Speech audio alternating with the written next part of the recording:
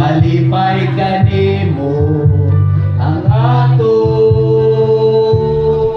amahan. Duha lang ang atong pagkapilian, masipit ba wala pag nadalan, piliun ka gayon ang masipit nga dalan.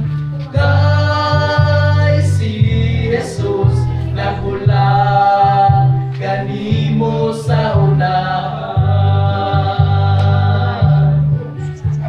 Duha lang ang atong pagkapilian, masipit ba uhala pag nadalan, piliun ka gayon ang masipit nga dalan.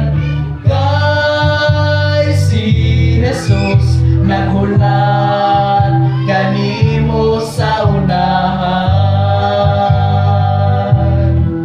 Kay si Jesus nagulat kanimo sa unahan. Kay si Jesus nagulat kanimo